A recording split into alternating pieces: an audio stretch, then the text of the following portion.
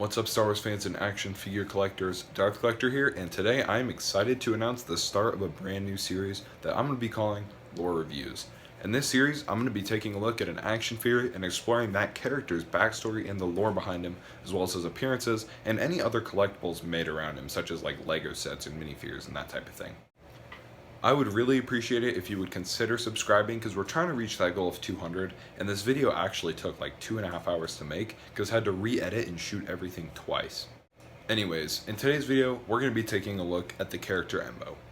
Embo appeared in several different episodes of the Clone Wars, such as Bounty Hunters, The Box, Bounty, Revenge, Eminence, and An Old Friend.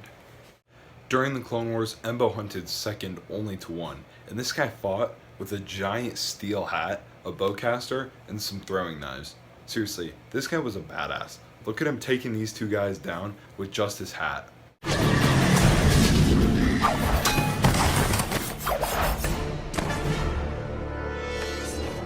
He could also ride his hat around like a sled while standing on it and shooting at Jedi.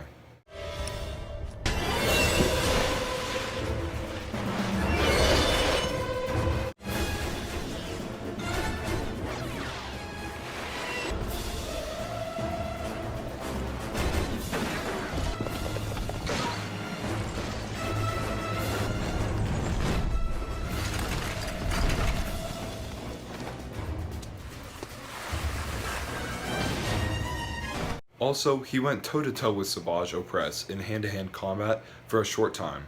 Impressive, even to Jedi.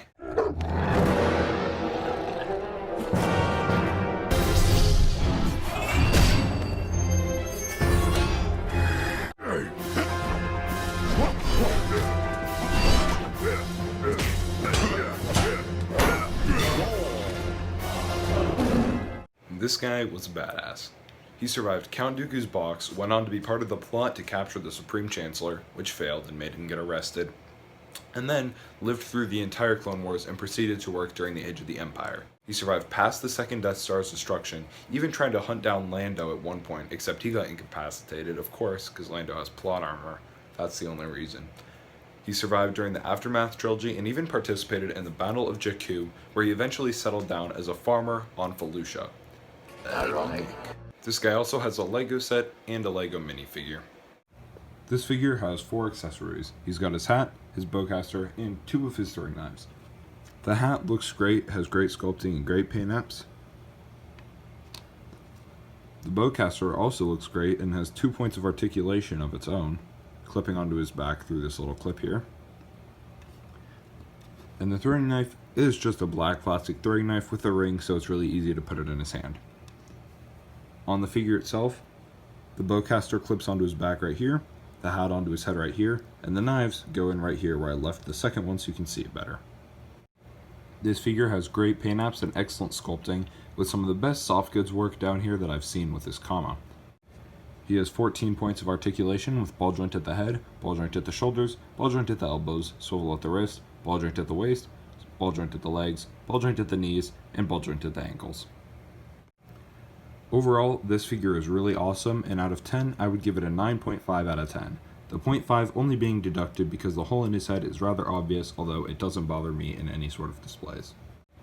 Get this guy if you're a big fan of the Clone Wars or Bounty Hunters, or honestly, if you're just an avid Star Wars collector.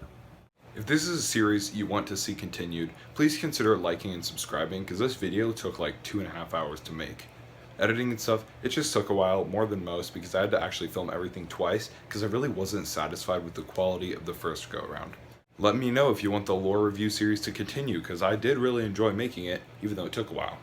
Thank you so much for watching, have a great day or night, wherever you may be, and the Force be with you, always.